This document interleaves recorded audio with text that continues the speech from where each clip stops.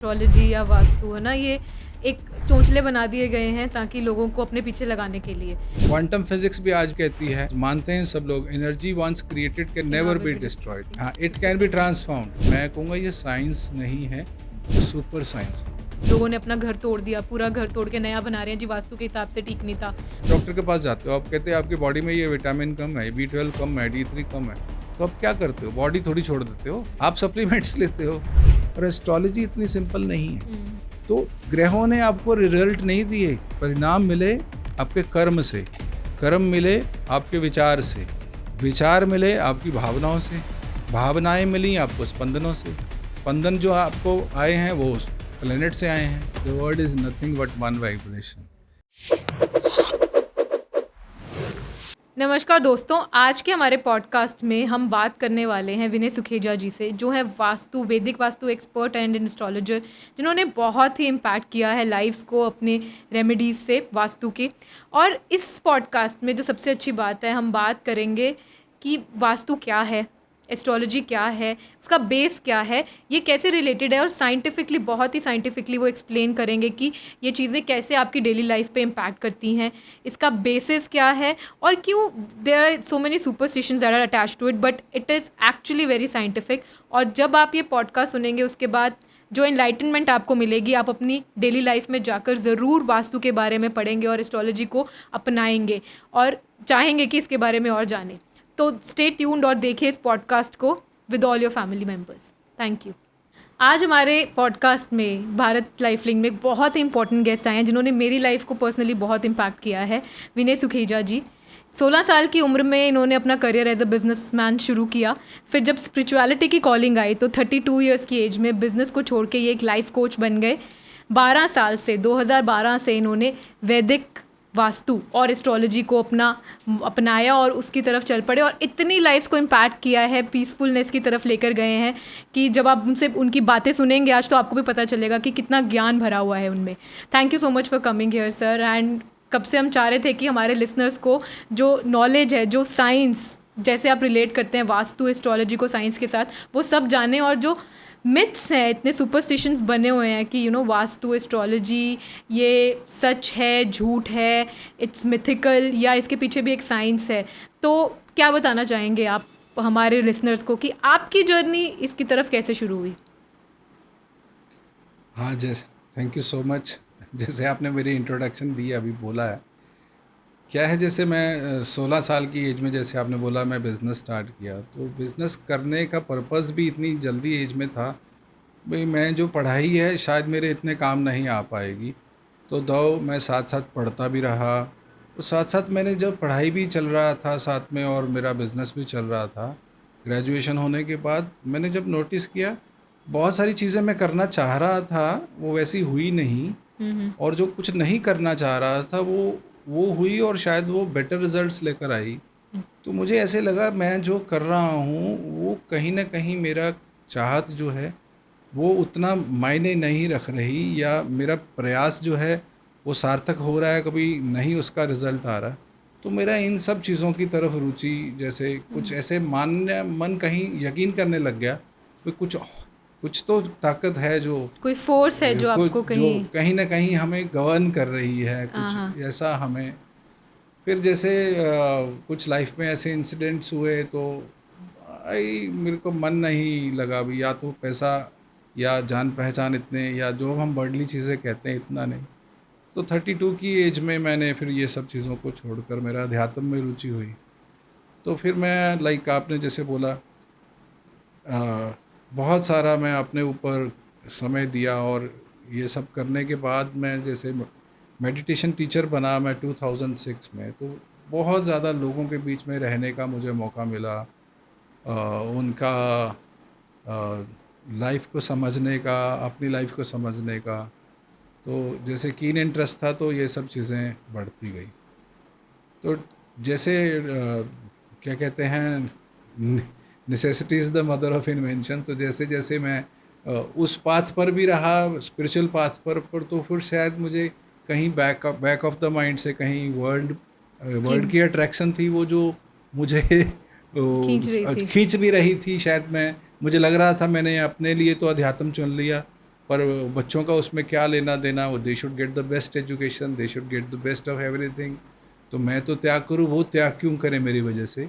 तो मुझे लगा नहीं, मुझे ऐसा कुछ सोर्स ऑफ इनकम चाहिए जो मुझे मेरे पाथ से भी हिलाए ना, और इससे जुड़ा भी हो, और उससे लोगों का कल्याण भी हो और मेरा फ़ायदा भी हो जाए। तो ऐसे सोचने से कुछ ऐसा अट्रैक्शन बनने लग गया मेरा, और मैं इस लाइफ लाइन की तरफ आकर्षित हुआ। और जब इसको देखा, जब इसको छुआ, तो ये जाना, ये तो मतलब जो मैं सोच रहा हूँ उससे उससे बहुत आगे है। आपने जैसे बात शुरू करी, इसमें साइंस क्या है, मैं कहूँगा ये साइंस नहीं है, ये सुपर साइंस हाँ, हाँ। तो है आपकी ना? लाइवलीहुड के लिए बेसिकली आपने वास्तु की तरफ गए, देख, और पर जब इस साइंस के अंदर जुड़े और हाँ, अंदर गए, डीप गए, तो आपको then you realise that livelihood में कोई इशू नहीं था, बीइंग या business I have earned lots, या फिर अच्छा पैसा कमाया और त्याग करके ही आया था। पर कुछ भी होता है ना, एक आदमी का, ह्यूमन का नेचर ऐसा होता है, कहते हैं ना, grass looks greener on the on the other other side. Side. तो मुझे कहीं लैकनेस लगने लग गई लाइफ में, और लैकनेस क्या थी, मेरी ग्रोथ कहीं और लेके जाना चाहती थी। एग्जैक्टली, वो एक तो जरिया बना। लैकनेस मुझे कहीं और ही नज़र आ रही थी, तो वो हाँ, कहीं ना कहीं वो होना था, वो हुआ। तो आप ऐसे समझ लीजिए। अब जब मैं यहाँ जब वास्तु को देखता हूँ, तो वास्तु जो है ये, मैं तो मानूंगा ये ज्योतिष और वास्तु दोनों की बात ही करूँ तो मैं, ये सबसे ज़्यादा मिसअंडरस्टूड बिल्कुल। सब्जेक्ट्स हैं, मिसअंडरस्टूड एंड मिसयूज्ड ऑल्सो, है ना?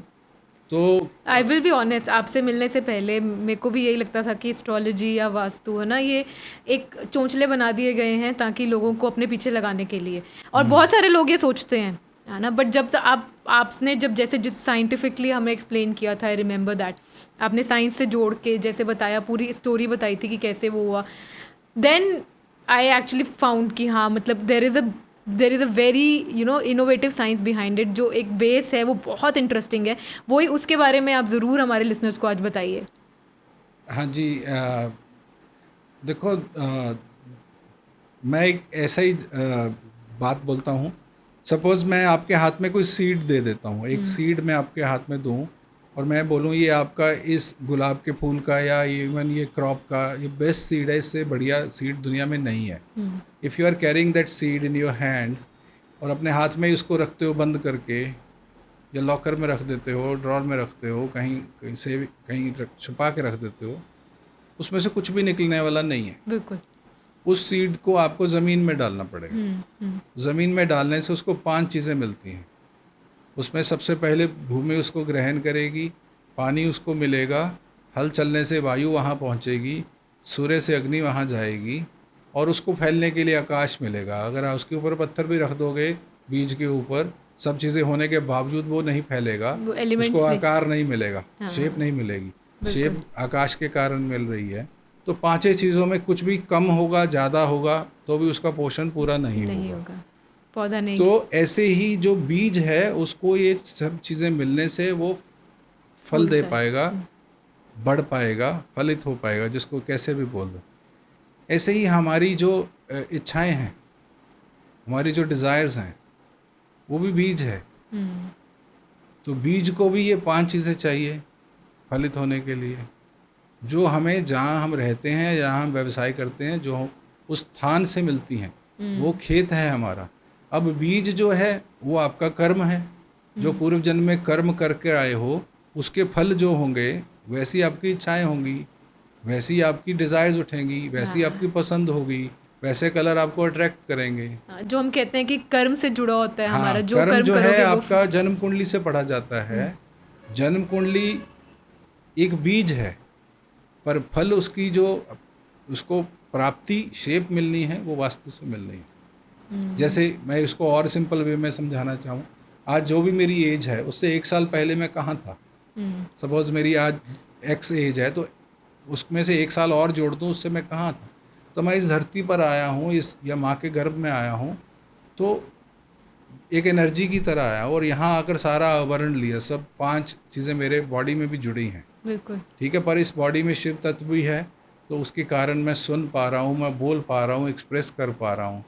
शिव तत्व में डाल दोगे तो 5 ये एलिमेंट रह जाएंगे, पर दे विल नॉट बी एक्सप्रेसेबल ना, एक्सप्रेस नहीं कर पाएंगे, वो मट्टी की तरह बन जाएंगे। तो आज से 40-50 साल जब मेरी आयु पूरी हो जाती तो उसके बाद मैं कहाँ हूँ। तो जब ऐसे ही ये जो हमारी चेतना जो है आवरण लिया है 5 तत्व का, तो हम बन गए, आमने सामने बैठे हैं। और यही हमारी इच्छाओं के साथ भी होता है। हम इच्छाएं कहाँ से आ रही हैं हमें पता नहीं है, बट ये आ रही हैं। आ रही है। अब इच्छा जो आ गई, अगर वो टेंजिबल वर्ड में हमारे सामने प्रत्यक्ष रूप में हमारे हाथ में आ गई, तो हम उससे बोलते हैं डिज़ायर्स फुलफिल हो गई, उसको शेप मिल गई, उसको बॉडी मिल गई, उसको आकार मिल गया, कुछ मिल गया, है ना। बिल्कुल। अगर नहीं मिलती वैसी जैसी हम सोचते हैं कल्पना में, तो हमें पेन आता है। और अगर हमारे को मिल जाती है तो खुशी आती है। तो ये जो जैसे हमारी बॉडी को, हमारे चेतना को ये शरीर मिला, ऐसे इच्छाओं को भी आकार मिलना है। हमारे को आकार इस प्रकृति ने दिया, उसको आकार इच्छाओं को वास्तु देता है। जहाँ आप व्यवसाय करते हो वो देता है, या आप यहाँ रहते हो वो देता है। ओके, तभी सो कहते दे हैं आर डायरेक्टली इंटरनेट। जैसे बीज और खेत अलग नहीं कर सकते। खेत आपका बहुत उपजाऊ है, बीज में जान ही नहीं है, यानी कि आपके कर्म ही नहीं है, वास्तु क्या करेगा। और आपका कर्म बहुत अच्छा है, आपका खेत ही अच्छा नहीं है, तो उतनी फसल नहीं होगी जितनी होनी चाहिए। तो तभी कहते हैं कि जिस घर में आप रह रहे हो या जहाँ पे भी आपका ऑफिस है, वो उसका वास्तु बहुत इंपॉर्टेंट है ना। वो कैसे एक डेली लाइफ में हमें इम्पैक्ट करता है, या कहते हैं कहीं पे किसी घर में जाके लगता है कि नहीं यहाँ के लोग बहुत खुश होंगे, है ना, और कहीं पे जाते ही एक एंटर करते ही कोई एनर्जी लगती है कि नहीं यहाँ पे शायद कुछ दुख है। तो ये सब भी वास्तु से गवर्न होता है, या ये कैसे आप बता देखो, सकते हैं, इसमें क्या चीज़ें हैं? मैं इतना तो खैर इसमें हम जाएंगे तो बहुत ज़्यादा अलग दिशा बन जाएगी। जो वास्तु है ना वो बहुत सिंपल है। जैसे हमारे घर में जो मैं जैसे 5 तत्व की बात कर रहा हूँ, तो जैसे नॉर्थ ईस्ट होता है हमारा जल का तत्व होता है, साउथ ईस्ट जो है अग्नि है, साउथ वेस्ट जो है हमारा पृथ्वी तत्व है, और जो हमारा नॉर्थ वेस्ट है वायु तत्व है, और जो सेंटर पार्ट है हमारा जिसको ब्रह्मस्थान बोलते हैं वो आकाश तत्व है। तो इसमें अगर इम्बैलेंस होगा तो वो उपजाऊ शक्ति उतनी नहीं रहेगी। और इसके अलावा बहुत ही सिंपल है, जो 4 मेन दिशाएं रहती हैं। नॉर्थ जो है दिशा हमें प्रोजेनी देती है और वंश वृद्धि समझ लो, या पैसे की वृद्धि, कुछ भी वृद्धि होगी तो वहाँ से आएगी, है ना। ईस्ट में मजबूती आएगी, हमारे को स्ट्रेंथ मिलेगी। सूर्य हमारा इम्यूनिटी सिस्टम बनाता है, सूर्य से हमारे जो भी रिलेशनशिप हैं, जो भी हमारी बॉडी है या हमारा बिजनेस है या हमारे आपसी रिलेशन है, सब वहाँ से वो मजबूत होते हैं। ऐसे ही वेस्ट जो अगर कमाते रहोगे, अगर आनंद नहीं लिया जीवन का, तो वो जो आनंद असुरों की दिशा है वहाँ से हमें आनंद या भोग की सारी चीज़ें प्राप्त होती हैं। तो ऐसे ही जो हमारी साउथ दिशा है वो पितरों से, वो विजडम के लिए। तो वैदिक वास्तु में मैं ज़्यादा बात करता हूँ, मैं दूसरा वास्तु करता नहीं। तो वैदिक वास्तु में कोई भी दिशा जो है वो बुरी नहीं है, इसका अपना अपना सिग्निफिकेंस रहता है। अब उसमें हम अगर बैलेंस बना पाएँ, कॉर्डियल रिलेशनशिप अपने विचारों और उसमें अगर होगा तो वो फलीभूत हो जाता है।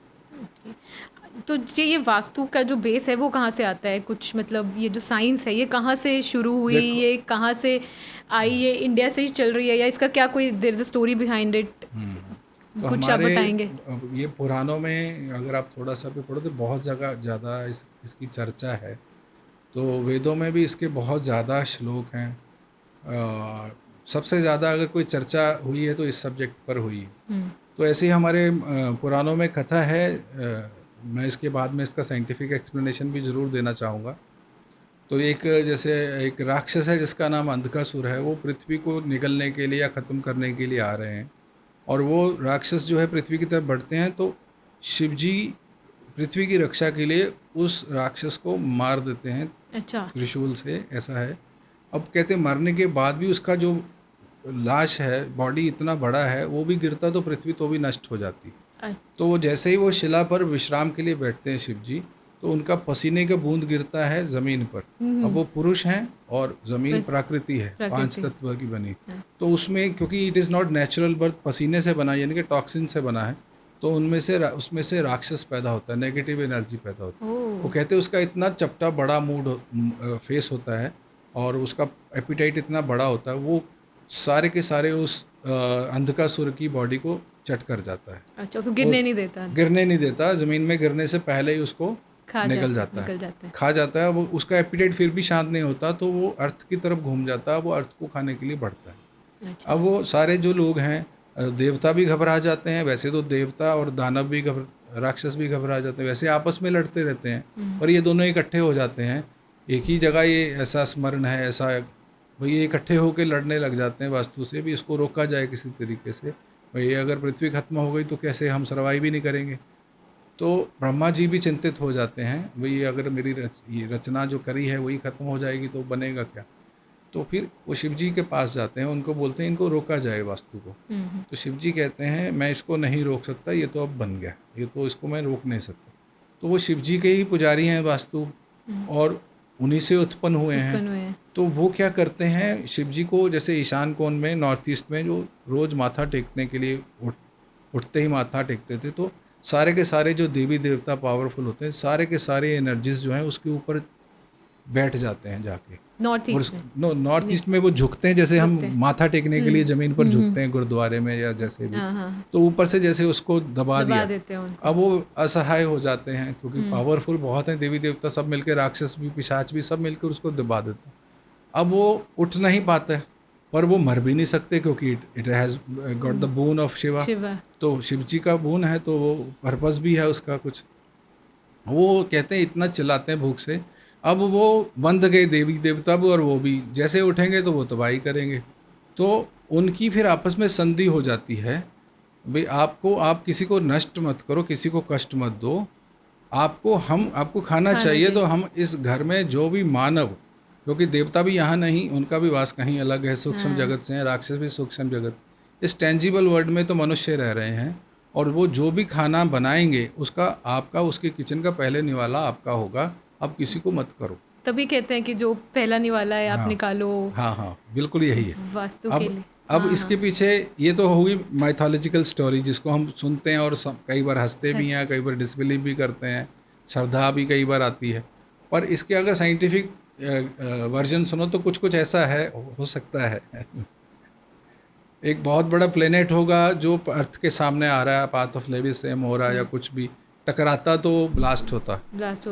तो न्यूक्लियर एक्सप्लोजन को उस समय के साइंटिस्ट, जिन्हें हम ऋषि बोलते हैं, आज साइंटिस्ट बोलते हैं, उस समय ऋषि बोलते थे। उस टाइम तो कहते हैं कि बहुत ज़्यादा वास्ट थी साइंस। उन्होंने मिसाइल अटैक किया या कुछ बाण चलाया, कुछ भी किया, उसको नष्ट कर दिया। अब उसके जो मीटरॉइड, उसके जो अवशेष थे वो भी गिरते तो भी न्यूक्लियर एक्सप्लोजन होता। तो एक black hole type energy create करी गई वेरी नियर टू अर्थ, जिसको आप ब्लैक होल जानते हैं, बड़े बड़े प्लेनेट्स को सक कर लेते हैं। तो उसने पूरे के पूरे उस प्लेनेट को सक कर दिया और अर्थ का रास्ता क्लियर हो गया।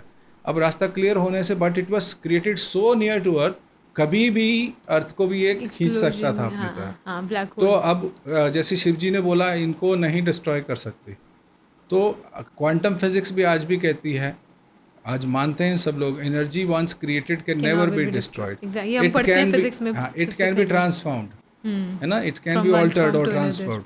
तो उसको एनर्जी को कैसे उस समय के ऋषि मुनियों ने ट्रांसफॉर्म करके सारी अर्थ के ऊपर स्कैटर करके बांटा होगा, वो हमें नहीं पता। तो कुछ अब उसका क्या है, उस एनर्जी को टेम रखने के लिए, काबू में रखने के लिए, जो ईंधन है या फूड है, उसकी जो फ्रेग्रेंस है, आई डोंट नो क्या काम करती है, जो वो शांत रहता है। पर जैसे क्या होता है, ये फिर ये भी प्रश्न उठा, आज से लाखों साल बाद मानव को तो कुछ याद नहीं रहेगा, देवताओं का झगड़ा, राक्षसों का झगड़ा पिसेगा मानव, तो वो क्यों खिलाए इसको, वो सजा उसको क्यों मिले। तो फिर उसको बोला गया वास्तु का दूसरा नाम तथास्तु, जो भी ओनर मांगेगा इससे, जो भी वो उसको देगा, तभी बोलते हैं तथास्तु, वो इसको देगा। और इसलिए जैसे क्योंकि नेगेटिव एनर्जी है वास्तु, वो आपके कर्म नहीं देखता, आपकी पात्रता नहीं देखता, आप जो मांगते हो उसे देता है। घर का ओनर जो मांगता है उसे देता है। तो चाहे बेशक आप वो नेगेटिव बोल रहे हो, पॉजिटिव बोल रहे हो, इसीलिए तो परिवार फट रहे हैं आज की डेट में। नेगेटिव चीज़ें, हम मुंह पर कुछ और है, अंदर कुछ और है ना, हमें यही नहीं पता हम क्या है। तो जो हम आपस में 10 लोग बनावटी बातें कर सकते हैं, but when ever I am alone in my bed, अपने रूम में, अपने कक्ष में अकेला बैठा हूँ, तो मैं कहीं पर्दा नहीं करता अपने आप से ना, तो मेरे को तो पता मेरी क्या इच्छा है। तो वैसा ही फिर इसीलिए सब चीज़ें होती हैं। अब तो हम वही कहते हैं कि हमने तो कभी कुछ नेगेटिव सोचा नहीं है, हम तो हाँ नेगेटिव क्यों अट्रैक्ट करेंगे, हाँ पर हमारे साथ नेगेटिव क्यों हो रहा है। हाँ, ऐसे बहुत सारी। दूसरा क्या होता है फिर, ये देवताओं का जिम्मेदारी भी लगाया गया। अब वास्तु क्या है, कहते हैं ना अपना स्वभाव नहीं छोड़ सकते राक्षस। तो उसको उसको बचाने के लिए जैसे ही आपके घर में वास्तु प्रवेश करता है, जिस दिन आप किचन का पहला चूल्हा जलाते हो, जलाते हैं। चूल्हा जलाते हो, उसी समय आपके घर में देवी देवता भी आपको प्रोटेक्ट करने के लिए 45 देवी देवता भी आपके घर में प्रवेश कर जाते हैं, आपकी इनविटेशन के बिना ही आ जाते हैं और आपकी रक्षा के लिए आते हैं। वास्तु को आपके फिजिकल जो भवन है उससे कुछ लेना देना नहीं है, पर देवता वहाँ रहते, वो आपकी किचन से पोषण करते हैं। आप जो खाते हो वही खाते हैं, पर देवता वो नहीं खाते जो आप खाते हो।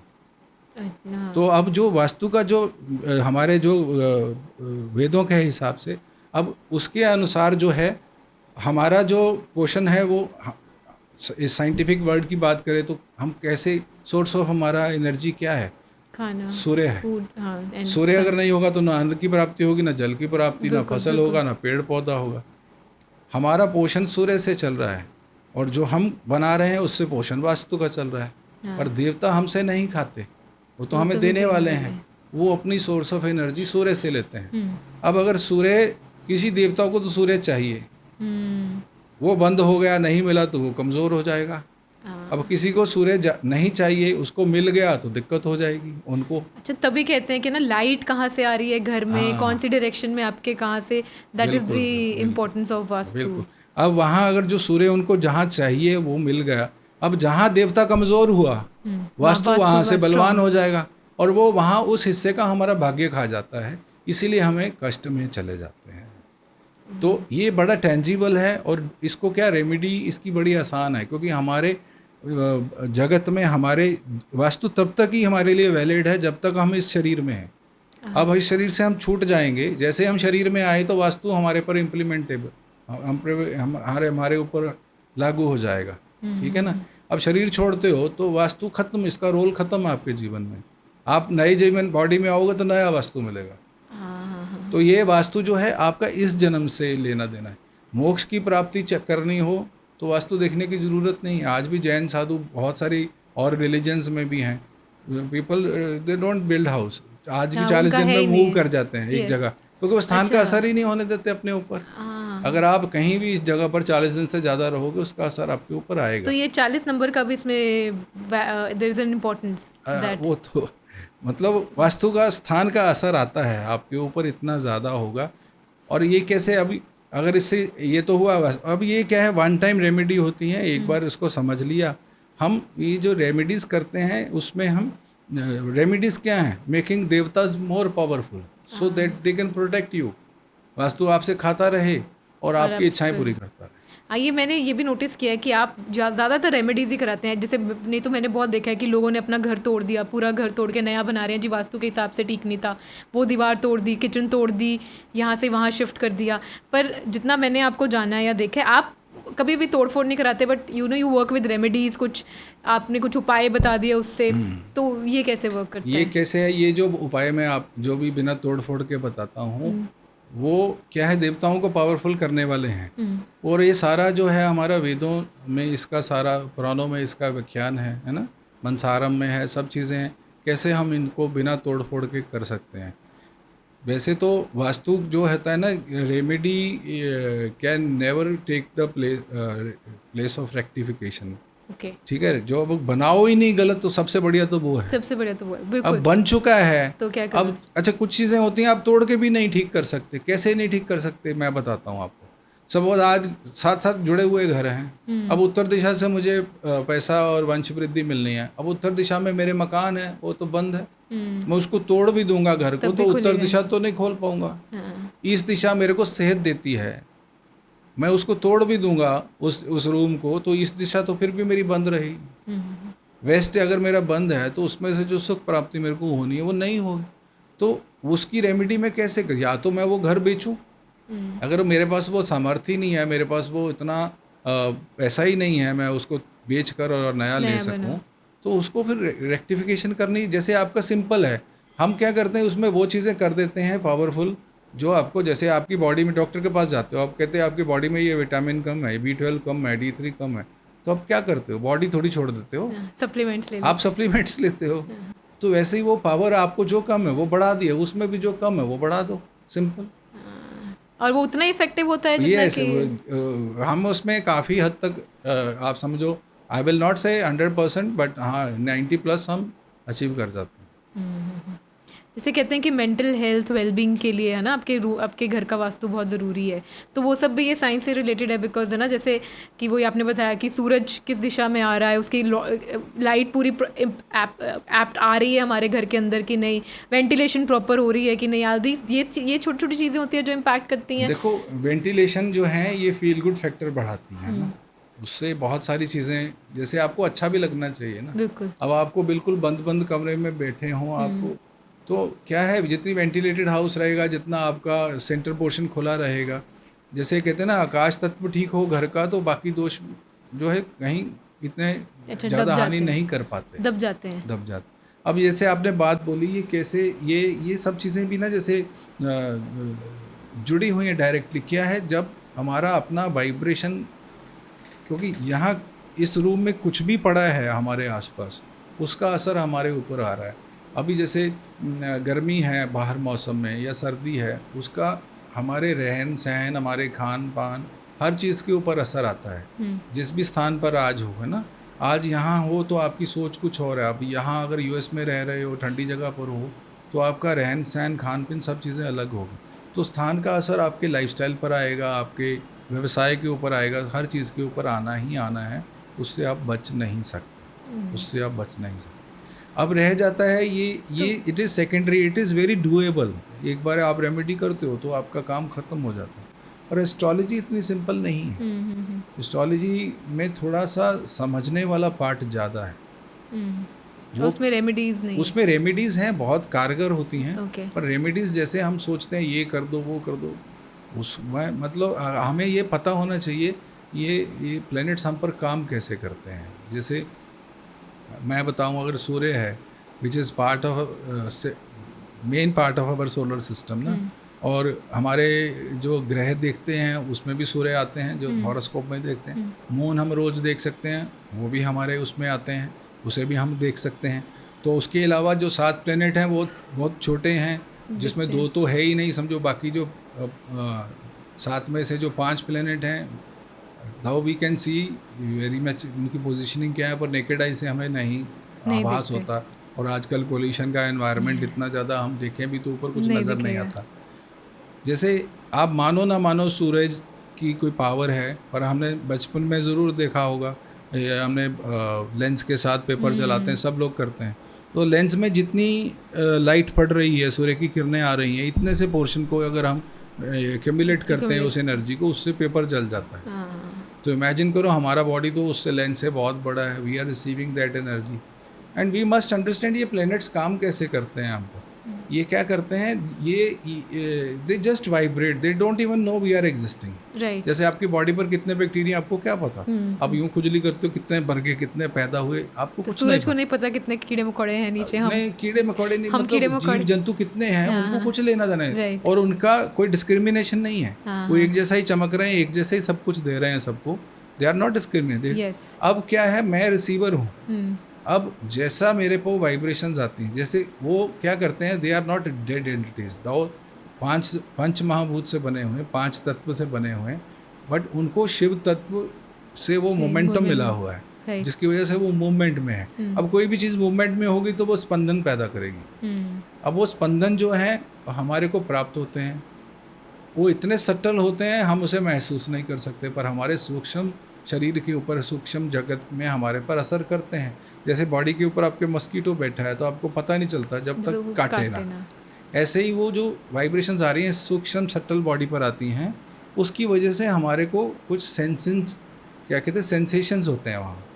अब सेंसेशंस जो हैं वो इमोशंस में कन्वर्ट कर जाते हैं। अब जैसे आपके भाव होंगे वैसे आपके विचार हो जाएंगे, और जैसे आपके विचार होंगे वैसे आप काम करोगे, और जैसे आप काम करोगे वैसे आपको रिजल्ट आएंगे। तो ग्रहों ने आपको रिजल्ट नहीं दिए, आपको परिणाम मिला आपके कुछ करने से।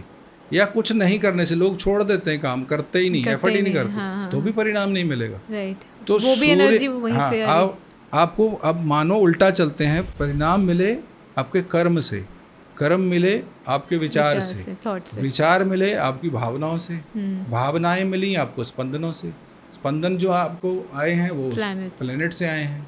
तो तभी जो ये जो कहते हैं बर्थ चार्ट है ना एस्ट्रोलॉजी में, that it is very important. आपका कब कौन से समय पे आपका बर्थ हुआ, कहाँ पर हुआ, है ना। Astrologers everybody they ask that what was the time of your birth, कहाँ पर हुआ, कौन सी जगह पे उसके हुआ। बारे में मैं चर्चा करता हूँ। अब ये अगर इसको आप समझ जाते हो, इस साइकिल को जो मैंने बोले हैं, इसको बीच में कहीं भी तोड़ दो, चाहे माइंड लेवल पर, चाहे वाइब्रेशन लेवल पर, इसको, इस सर्कल को अगर ब्रेक करते हो तो आप बच जाते हो परिणाम से। अब प्लैनेट्स आपको अच्छा परिणाम दे रहे हैं तो आने दो, अब बुरा आ रहा है तो उसको ब्रेक कर दो, साइकिल को। ये ब्रेक करना ही रेमेडी है। तो इसीलिए एस्ट्रोलॉजी से आप वो जान सकते हैं कि आपका कभी अच्छा हाँ, इफेक्ट आ रहा है, कब बुरा इफेक्ट आ रहा है। बुरा बीज आए, बुरा मन होगा तो बीज भी बुरा ही है। अब बुरा बीज में अच्छा रिजल्ट कैसे ले पाओगे? आएगा? बिल्कुल बिल्कुल। अच्छा मन है, अच्छा सब चीज़ चल रही है, अच्छा समय है तो रिजल्ट भी अच्छे आएंगे, कर्म अच्छे हो जाएंगे, सब चीज़। अब अच्छा समय नहीं है तो उससे विपरीत करो। अब आप, डॉक्टर कोई कहता है आपको डायबिटीज़ हो गई, आप इग्नोरेंट रहोगे तो डायबिटीज़ जानलेवा है।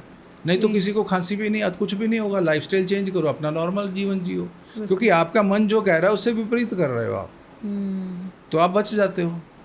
सिंपल यही इसमें फॉर्मूला है।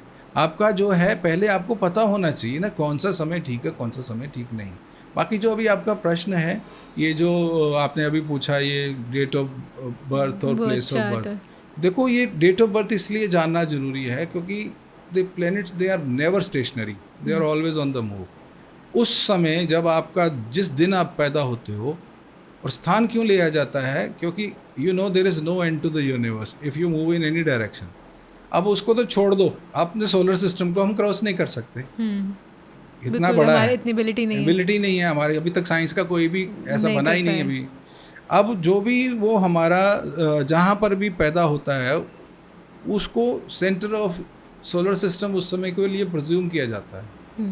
अब हमारे पास ऐसा पावर हो, हम 1,00,000 किलोमीटर ऊपर चले जाएं उस जगह के, या 10 लाख ऊपर, और जैसे मोबाइल का हम स्क्रीनशॉट लेते हैं, हम उस जगह का स्क्रीनशॉट लें तो एज एक्चुअल जो ऊपर हमारे उस स्थान के ऊपर प्लैनेट्स की पोजीशन होती है वो हमारा हॉरोस्कोप होता है। अच्छा, जो फोटोग्राफ आएगी जो अगर हम स्क्रीनशॉट लेते हैं, हाँ, हाँ, ओके, जैसे हम इंटरेस्टिंग, हाँ, जैसे कोई भी हम सर्कल बनाते हैं तो वो कितने डिग्री का बनता है? 360 डिग्री। छोटा बना लो, बड़ा बना लो, और या अपने ऊपर पूरे आकाश का सर्कल ले लो, वो 360 डिग्री का रहेगा। अब उसमें एक औपचारिक लाइन खींची जाती है इस दिशा में, तो वो जो इस दिशा में प्लैनेट होते हैं, उस स्थान के ईस्ट में जो प्लैनेट होते हैं, it's a virtual line, it's not actual line, तो वो हमारे को, हमारा वाइब्रेशन 0 डिग्री से माना जाता है। वहाँ से हम शुरू करते हैं। तो घर का जो पहला हाउस होता है, पहला घर, दूसरा घर, ये क्या है ये भी मैं बताता हूँ। क्या होता है ये घरों के चक्कर में हमें कई बार समझ नहीं आता। उस समय क्या था, जब ये साइंस डेवलप हुई तो उस समय हमारे पास इतनी एजुकेशन फैसिलिटीज़ नहीं थी पब्लिक के पास, राइट, ज्ञान सीमित हाथों में था, और they want to pass on to the people for the benefit of the people. अब उनको कैसे समझाया जाए, तो वो कुछ ऐसे, फिर अब या किसी को कैसे बताया जाए भी ये 60 डिग्री पर था या 70 डिग्री पर था, तो उन्होंने पूरे आकाश को 360 डिग्री को 12 डिग्री 30 डिग्री में बांट दिया, तो 12 घर बन गए। तो 0 to 30 जो प्लैनेट होते हैं इस डायरेक्शन में, वो हमारे ब्रेन के ऊपर असर करते हैं, हमारा ब्रेन की कॉम्पोजिशन का कारण बनते हैं। अब जो भी हम देखते हैं उसका सिग्नल यहाँ जा रहा है, सुनते हैं तो सिग्नल यहाँ जा रहा है, बोलते हैं या कुछ भी स्मेल करते हैं, कुछ भी टच करते हैं, तो यहीं से हमारे मसल्स को कमांड, हमारी इंद्रियों, कर्म इंद्रियों, जो भी हम काम करते हैं, डिसीजंस लेते हैं, तो हमारी पर्सनैलिटी उससे प्रभावित हो जाती है पूरी, जैसा हमारा मन हो। ऐसे वो, अब उसको 0 to 30 जो प्लैनेट होगा वो उसके ऊपर असर करेगा, और 30 to 60 हमारा चेहरा बनाता है, 60 to 90 हमारे बाजू, इसकी कहते हैं करेज का घर है, जितनी मेरी बाजुओं में जान होगी उतना मैं करेजियस होऊंगा, ठीक है। अब माँ का घर बोला जाता है या हमारा छाती का स्थान बोला जाता है, वो दैट इज़ 90 to 120 डिग्री। ऐसे करके हम 4th हाउस में उसमें ऐसे करते हैं अभी कैसा उसका सारा सिस्टम है। तो जो ये ऐसे अलग अलग जगह पर अलग अलग, अभी मैं सपोज 10th हाउस में कोई पड़ा है, तो आप मान लो मेरा 270, जहाँ मेरा बर्थ हुआ एंटी क्लॉकवाइज अगर घूमूँ तो 270 डिग्री पर वो प्लेनेट पड़ा है। हाँ, वो उस तो समय, अच्छा तभी कहते हैं प्लेनेट कौन सा कहाँ पर था, वो हाँ बहुत इम्पैक्ट करता है आपकी हाँ, तो अगर लाइफ को। वो ऐसे करके ये सारा हॉरोस्कोप की फॉर्म, इसलिए जगह और स्थान और ये सब चीज़ों का बहुत इम्पोर्टेंस रहता है। उससे हम प्रिसाइज कैलकुलेशन कर सकते हैं उस जी। समय आपके प्लैनेट्स के आते। अब जैसे कोई आपका एक सपोज बहुत आपने एक नया नया ज़मीन में सीमेंट का फर्श डाला है ना, बिल्कुल नया। अब उसके ऊपर कोई छोटा सा जानवर भी पैर रख देगा, तो उसके छप पैर का जाएगा, निशान आ जाएगा। छप जाएगा। ठीक है ना, अगर सूखने के बाद हाथी का पाँव भी आ जाएगा, कुछ नहीं होगा। हम्म। तो जो पहला इम्प्रेशन जो बच्चा लेता है माँ के पेट से निकल के, वो इम्प्रेशंस वहाँ आ जाते हैं। और अच्छा। जैसा उसकी वाइब्रेशंस होगी, जैसे प्लैनेट्स की जैसी उसकी डिग्री होगी, कितना करीब कितना पास कितने, वैसा इम्प्रेशंस उसको फर्स्ट मिल गया। अब वो फर्स्ट मिलने से समझ लीजिए वहाँ खड्डे कुछ बन पड़ गए, गए, इम्प्रेशंस आ बन गया। गए। अब वो उसका परमानेंट पहला मार्क बन गया। अब उसके बाद वो बदलेगा नहीं, वो वैसा ही रहेगा। उसका परसेप्शन पहला जो इस वर्ल्ड को जो एक्सपीरियंस किया उसके सटल बॉडी ने, वो वैसा ही रहेगा। ओह। अब उसमें क्या है, मैं इसको लेमैन की लैंग्वेज में बोलता हूँ, भारी भरकम बातें नहीं करते हम। अब जैसे सपोज मैंने यहाँ गिरा दिया, जहाँ डिप्रेशन होगा, जहाँ खड्डा होगा, वहीं वहीं पे जाकर वो रहेगा। स्टोर होगा। किसी ने पानी फेंका है तो पड़ा रहने दो, दूध फेंका है तो पड़ा रहने दो, खुशबू फेंकी है तो पड़ी रहने दो। अगर बदबू वाली कोई चीज़ आ गई तो क्या करोगे, पड़ी थोड़ी रहने दोगे, उसको धो दोगे। उसको धोना जो है, उस गंदगी को साफ करना ही वो उपाय होता है। हाँ, तो ये मतलब प्लैनेट मूवमेंट से हमें पता चलता है कि कौन हाँ, सी क्या इसलिए उस टाइम पे इम्प्रेशन। आपको पता हो भी ये ऐसे है, ये ऐसे है, तो आप उसमें से उसका इलाज कर सकते हो। और जैसे इसकी सीमा रहती है, they cannot beyond time and space. जैसे सूर्य है, उसका सीमा तय है, अर्थ की रोटेशन का टाइम तय है। ऐसे ही ये प्लैनेट्स का एक दायरा है, इस दायरे से बाहर नहीं जा पाएंगे। तो अगर ये यहाँ से हमारी कोई ये कैलकुलेशन हो सकती है, अगर ये तो फ़ायदे में है तो ये किस एक्सटेंट तक फ़ायदा दे सकता है, और अगर नुकसान में है तो किस एक्सटेंट तक नुकसान दे सकता है। अगर वहाँ आपके सपोज धूप से कोई ख़राब होने वाली चीज़ पड़ी है आपके किचन में, तो आप उसको छाया में रख देते हो। तो ये क्या किया आपने, उपाय किया। अब आपका फ्रिज में रख देते हैं, अगर पता है हाँ, फ्रूट बाहर खराब होगा, अगर कुछ एक खराब प्लेनेट होगा। आपको वाइब्रेशंस गलत दे रहा है और उसका एक दायरा है, वहीं खराब दे सकता है, उसके आगे नहीं दे सकता वो। तो उस स्थान को आप उसका केयर करो, उस स्थान पर जो कमज़ोर चीज़ें उसको बलशाली कर लो अपने, तो आप मैनेज कर लो अपने आप को। पहले तभी पता होगा तो मैनेज तब करोगे। करोगे। तो जैसे कहते हैं कि अगर जैसे कोई प्रेग्नेंट लेडी है ना, हाँ। तो या तो अगर हम बर्थ कहीं, जैसे अब सिजेरियन बर्थ्स है ना, नॉर्मल में तो obviously it's not in your control, तो आपको देख कर करना चाहिए फिर वो कि क्या प्लानिटरी मूवमेंट है, कौन सा डेट ऑफ बर्थ, ये कंट्रोल कर सकते हैं हम या कि मैं नहीं? अगर इसमें कुछ बात नहीं करना चाहूँगा। रीज़न क्या है, हमारा जो इस जन्म का कर्म है वो इतना अच्छा नहीं रहा, हमारा खान पान इतना अच्छा नहीं रहा, हमारे में जो चीज़ें हमें करनी चाहिए, क्योंकि पूर्व जन्म में हो सकता है मैं बहुत अच्छी कुंडली लेकर आया हूँ, इस जन्म की मैंने जो अपनी अभी एज मैंने एक्सटेंड कर ली, मेरी एज ही इतनी ज़्यादा हो गई है। पहले यंग एज में प्रेगनेंसी होती थी, आज एज बढ़ गई है प्रेगनेंसी की, बॉडी वीक है या कुछ है, तो मैं उसमें सजेस्ट करूँगा जैसे डॉक्टर्स बोलते हैं वैसे करना चाहिए। हाँ, उसमें थोड़ा सा आप इसका सहारा ले सकते हो, भाई कुछ ऐसी तकलीफ इंडिकेटेड तो नहीं है, बट क्योंकि इट डिपेंड्स वो आदमी ने अपने लाइफ में क्या खराबी करी है, कितना शरीर को संभाला है या ख़राब किया है, वो भी तो मैटर करेगा ना। मतलब सबसे ज़्यादा पावरफुल तो हमारा इस जन्म का कर्म होता है ना। वो अगर हमारे उसके विपरीत है ग्रहों के जो हमने किया है, तो अच्छे रिजल्ट कैसे मिलेंगे। और वैसे भी अल्टीमेटली होना वही है जो होना है ना, कि नहीं, ये ऐसा चीज़ें भी नहीं, कंट्रोल हो वी सकती आर है। Enjoying free will. हाँ। तो इसीलिए ये जो ज्ञान भी था ना, ये पहले बहुत अर्ली एज में दिया जाता है। जैसे सिंपल बात है जी, मैं आपको, और इसको हम ज़्यादा इसमें ना जाएं, जैसे कोई किसान है, वो अभी गेहूँ काट के हटा है, सपोज अभी मार्च महीने अप्रैल में उसने गेहूँ काटी है, हैं? अब गेहूँ काटने के बाद गेहूँ का बीज उसे प्राप्त हुआ है, खेत भी वही है, ट्रैक्टर भी वही है, पेस्टिसाइड भी वही है, डीएपी भी वही है जो भी डालता है, पर अब वो दोबारा गेहूँ नहीं बीज सकता, नहीं होगा। अगर वो बीज देगा तो नष्ट हो जाएगा। उसका एक समय है, उस समय में डालोगे तो ही होगा। उसको उसके बाद उसको दूसरे क्रॉप ही चलानी पड़ेगी जिसको ये उस समय उसको सपोर्ट करता हो। तो वो इससे हिसाब से जो किसानी करता है वो भी तो समय को देखता है, उसके बिना हो ही नहीं सकती। अब नवंबर में आप गेहूं की बिजाई करते हो और आप जून में राइस को लगाते हो बरसात से पहले, उल्टा नहीं कर सकते, बिल्कुल नहीं होगा। जबकि फेवरेबल नहीं है अगर बीज भी है आपके पास, ट्रैक्टर भी, सब कुछ वही है, प्रयास भी वही है, मेहनत भी वही है, रिजल्ट कहाँ मिलेंगे? इसीलिए इसका इम्पैक्ट तो आता ही है। और बाकी हम कहें नहीं आता, इसको झुटला दो, झुटलाने से क्या है? आपकी आंखों के ऊपर मैं 10 फोल्ड ब्लाइंड फोल्ड कर दूं और मैं आपको, हम 2-3 दिन एक बंद कमरे में रहें, हमें डे और नाइट का हमें पता ही नहीं चले कब दिन चढ़ा कब रात चढ़ा, उसको भी बंद आंखों में उसी अवस्था में अगर इतनी आज गर्मी के मौसम में बाहर रख दोगे, खड़ा कर दोगे, तो उसे पता चल जाएगा सूर्य निकला हुआ, क्योंकि डायरेक्ट हीट हमारे को महसूस होगी। ऐसे ही अगर हम वाले भी इसमें कोई जान नहीं है तो लो टाइड हाई टाइड की कैलकुलेशन मून की पोजीशन से तो होती हैं। इतने बड़े समंदर को अगर ये प्लेनेट उठा सकता है जो इतना शांत दिखने वाला है, उसमें कई फुट का ऊपर सतह आ जाती है, नीचे चले जाती है, तो हमारा मन भी तो, हमारी बॉडी भी तो 70% वाटर है। तो मैं ये नहीं कहूँगा हाँ इसका असर नहीं, इसका 100% असर होता है।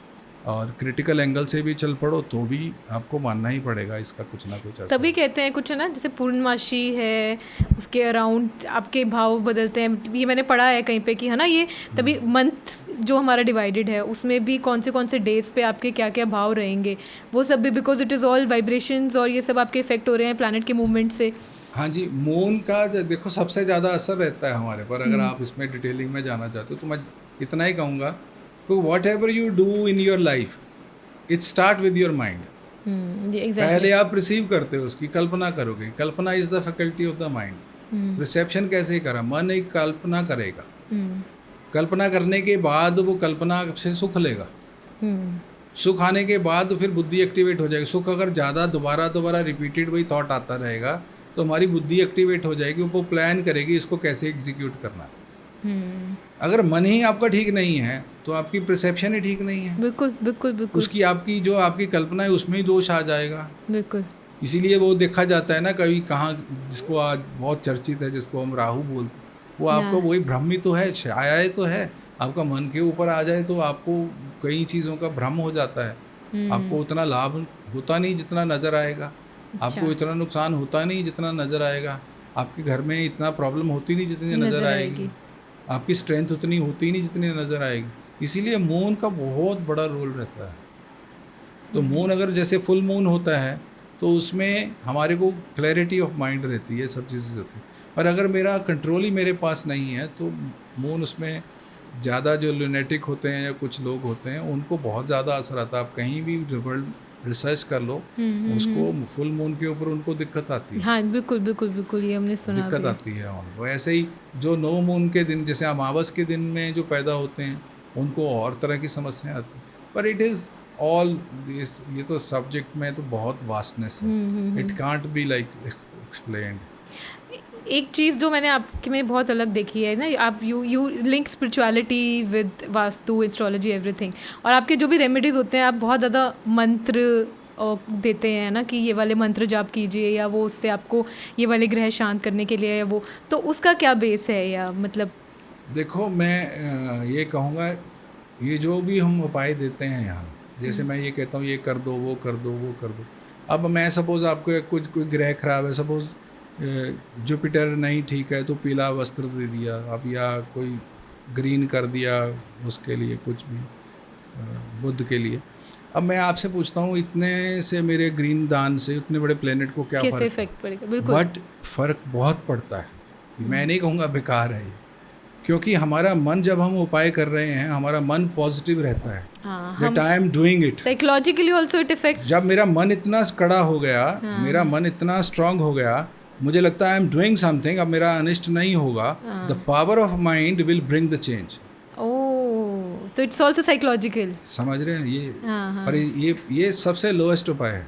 सेकंड होता है कोई स्टोन पहनना। स्टोन पहनना यूजुअली मैं रिकमेंड नहीं करता। स्टोन पहनने से एनहेंसमेंट ऑफ एनर्जी हो गई, वो पर्टिकुलर, वो अगर कंट्रोल, जैसे मैंने लेंस की बात करी बिगनिंग में, अब वो पर्टिकुलर स्टोन जो है उस पर्टिकुलर प्लेनेट की एनर्जी को बहुत एनहेंस करता है। बट आपको मैंने बोला planets are never stationary, they are always on move. मेरा लग्न का मेरा अपना मालिक भी होगा, अगर वो कहीं कुछ ऐसी जगह पर जाएगा वहाँ मेरा रोग में बढ़ावा कर सकता है, मेरे खर्चे में बढ़ावा कर सकता है, मेरे को और प्रॉब्लम्स दे सकता है। तो अगर मैंने उसकी पावर बढ़ा ली, पावर बढ़ाने से वो जब वहाँ जाएगा उसकी पावर भी बड़ी होगी तो नुकसान भी ज़्यादा कर सकता है। इसीलिए आपको ये थोड़ा पता होना चाहिए, ये स्टोन मैंने पहना है, ये कब तक पहनना है, हाँ। ठीक है, कब उतारना है। ये बहुत बार ऐसे होता है कि पहन लेते हैं और फिर भूल जाते हैं और पहने रखते हैं। डॉक्टर आपको विटामिन देते हैं तो हमेशा नहीं खाते रहते। हाँ, बिल्कुल, आप एक समय के बाद उसको बंद करना ज़रूरी। अब जो ये इससे भी जो बेटर सबसे बेस्ट जो उपाय है, जैसे ये वाइब्रेशंस देते हैं ना, अब वाइब्रेशंस अच्छी आ रही हैं तो आने दो, और बुरी आ रही हैं तो क्या करोगे, ऑल्टर द वाइब्रेशंस। अब सपोज आपके जैसे अभी घर में बाहर इतनी गर्मी है, 45 डिग्री टेम्परेचर, और मैं आपके साथ यहाँ बात कर रहा हूँ वेरी कंफर्टेबल, 20-22 डिग्री 25 डिग्री, तो हमने ये कंफर्ट इस रूम में कैसे लाए? वी हैव चेंज, वो जो बाहर की एनर्जी को तो चेंज नहीं कर सकते, पर अंदर की एनर्जी को हमने चेंज किया। We have applied air condition, तो एयर कंडीशन जो उपाय किया हमने। अब ऐसे अगर मेरे को मेरा मौसम पता हो, मेरे मन को कैसा मौसम झेलना पड़ रहा है, उसमें मैं क्या, वहाँ जो स्पंदन आ रहे हैं वो मेरे फेवर में नहीं है, तो मैं अपने एफर्ट से, क्योंकि एफर्ट्स के बिना रिजल्ट नहीं आ सकता, अपने एफर्ट से अगर मैं मंत्र सुनूं या बोलूं, सुनने और बोलने में ज़्यादा लंबा चौड़ा फ़र्क नहीं है, क्योंकि अगर आपको जहाज़ उड़ाना आता हो या नहीं आता हो, आप जिस समय पर उस जहाज़ का पायलट उस डेस्टिनेशन पर पहुंचता है, आप भी उसी समय पर पहुंचते हो, ठीक है ना। तो इसलिए आपको सीखने के चक्कर में नहीं पड़ना चाहिए, सुनने से भी हमारे अंदर उतने ही स्पंदन होते हैं, तभी तो कोई हमारे को प्यार से बोले हम उसके लिए कुछ भी करने को तैयार हैं, गुस्से से बोले तो हम उससे झगड़ा कर पड़ते हैं, चाहे कितना भी फ़ायदा क्यों ना हो रहा हो, ठीक है ना। तो हम क्या करते हैं, हमारे को वाइब्रेशंस जो हैं हम उसको ऑल्टर कर लेते हैं। अब वाइब्रेशन नहीं आ रही तो उस प्लेनेट को जो, या बैड वाइब्रेशन आ रही, वाइब्रेशंस का मंत्रों का फ़ायदा क्या होता है, जहाँ तो ये फ़ायदे में है वहाँ फ़ायदा बढ़ा देंगे, जहाँ नुकसान में है नुकसान कम कर देंगे। इसलिए मंत्र they are always better, so they are creating actually a positive aura. वैसे भी हम वैसे भी देखते हैं, जैसे मेरे को बहुत अच्छा लगता है जब घर कुकिंग कर रहे हो ना किचन में, तो आप साथ में भजन लगाए हो, मंत्र लगाए हो, तो एक एनर्जी अलग बनती है, और वो स्पेशली आपके फूड में जा रही है ना, तो वो पूरे घर को भी इम्पैक्ट कर रही है। तो कि वही भोजन आप, obviously that is the energy that is going inside your body. ये मंत्र जो है ना, जैसे अभी क्वांटम फिजिक्स भी ये कहती है, the word is nothing but one vibration. ऐसे अगर आप एनर्जी, जो ज्ञान का जो सबसे बड़ी, जो अगर हम बोले तो देवी किसको बोलते हैं, सरस्वती। सरस्वती देवी का अगर वैदिक मंत्र आप देखो, वैदिक जाप देखो, तो उसका पहला लाइन ही यही है, यश छंद सा वृषभो विश्व रूपा। सारा का छंद क्या है, वाइब्रेशन, सारा का सारा विश्व एक ही स्पंदन है, छंद है, ये ऑल वाइब्रेशन है। और ये क्वांटम फिजिक्स कितने सालों, लाखों साल पहले जो हमारा ऋषियों ने नॉलेज दिया, यही बोला है। तो यही तो है, ये वाइब्रेशन ही तो हैं। वाइब्रेशंस को अगर हम ऑल्टर करेंगे तो जो मंत्र जो होते हैं वो बहुत अलग लेवल पर काम कर जाते हैं। तो इसीलिए आप जो उसको अगर करते हो रेमेडी की तरह, तो उसका बहुत लाभ होता है। तो वो भी मंत्र भी, मतलब कौन से सिचुएशन के लिए कौन सा मंत्र है, वो सब तो आपके प्लेनेटरी पोजीशंस देख के ही बोला जा सकता है, हिसाब से होता है सारा, है ना। वही जो देखा है मैंने। बहुत ही इंटरेस्टिंग ये डिस्कशन रही है, मतलब चाहे तो मेरे को लगता है हम 1 घंटा 2 घंटा और बात कर सकते हैं, बट आई थिंक ये पॉडकास्ट के लिए we'll have to limit it here. But अगर आप चाहते हो कुछ एक ऐसी चीज़ जो हमारे लिसनर्स को आप बताना चाहें वास्तु और एस्ट्रोलॉजी से रिलेटेड, जो वो इम्प्लीमेंट कर सकें या सोच सकें, या कुछ बहुत सिंपल सी चीज़ जो ये डेली लाइफ में अपने इम्प्लीमेंट करके they can bring a change in their life, तो वो ज़रूर बताएं। और ज़रूर कि वो अगर जो भी यहाँ पे यूज़र्स हमें सुन रहे हैं और वो आपसे कनेक्ट करना चाहें तो वो कैसे कर सकते हैं, वो भी ज़रूर बताएं। देखो, मैं ये कहूँगा, जैसे हमारे जो जीवन है ना, हमारा स्वस्थ शरीर रहना चाहिए। अब स्वस्थ शरीर में अगर शरीर स्वस्थ नहीं है तो किसी भी चीज़ का कोई मायने ही नहीं रह जाता। बिल्कुल। ना ये जो चर्चा कर रहे हैं कुछ भी, उसके लिए हमारे लिए कोई सेकेंडरी हो जाएंगी सारी चीज़ें ना।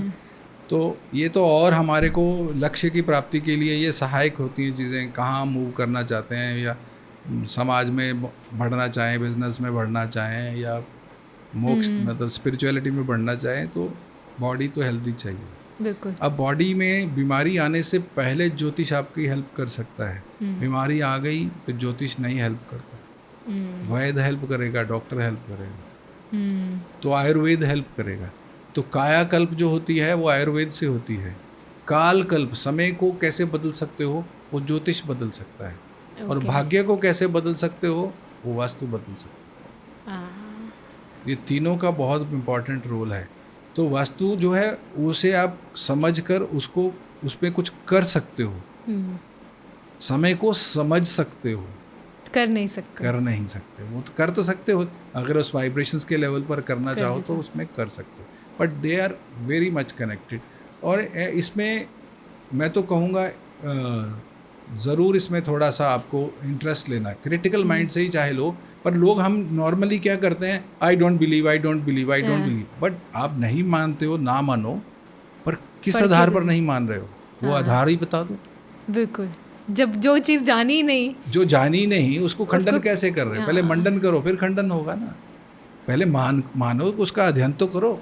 एग्जैक्टली हम पर्सपेक्टिव बनाने के लिए पहले अगर हमें उसकी बेस पता होगा हाँ। तभी हम उसका पॉजिटिव या नेगेटिव कुछ हाँ, एक पहले पर्सपेक्टिव उसको स्टडी बनाएंगे। किया है आपने, ये आधार है, ये स्टडी किया है, अब उसको छोड़ दो। मैं मानता हूँ आपको। बिल्कुल बिल्कुल। तो इसीलिए एवरीबडी मतलब जो भी आज हमें सुन रहे हैं, देख रहे हैं, एक बार ही जाकर ज़रूर वास्तु एस्ट्रोलॉजी इसके बेस क्या है, साइंस, इट्स अ साइंस, ये साइंस है ना। हम लॉ ऑफ अट्रैक्शन की बात करते हैं, इतने लोग है ना, सबने बुक पढ़ी है द सीक्रेट, बट और जो हमने आई थिंक बातें की हैं आज सारी, the base was the same, but it because it was commercialise, it became famous, so everybody started feeling about it, but वो सेम है। मैं तो यही कह रहा हूँ आपको। विंडो के में आपकी पीठ है पीछे, 45 डिग्री टेम्परेचर है, सूर्य की सीधी किरणें पड़ रही हैं आपकी पीठ पर, और आपको बोला जाए स्माइल करो, स्माइल करो, स्माइल, कितनी देर स्माइल करोगे? कितनी देर करोगे? आपको ये असर तो करेंगी चीज़ें। तो उसका अपने आप को उस विंडो से दूर करना ये उपाय है। ये उपाय है और बहुत सिंपल उपाय या है। तो उसको कवर कर दो विंडो को, या दूर हो जाओ वहाँ से। But the ultimate goal is to be happy. या हमें अपने आप Healthy. को कैसे संयम में, इसीलिए ये सारे टूल दिए हैं। ये सारे क्यों, इसका इजाद क्यों किया? कोई फ्री नहीं थे लोग। हमारे ऋषि मुनियों ने कुछ भी किया है वो है ही नहीं ऐसे फालतू की चीज़।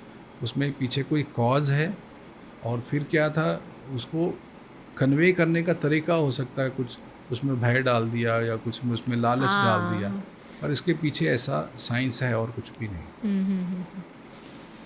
Very beautiful.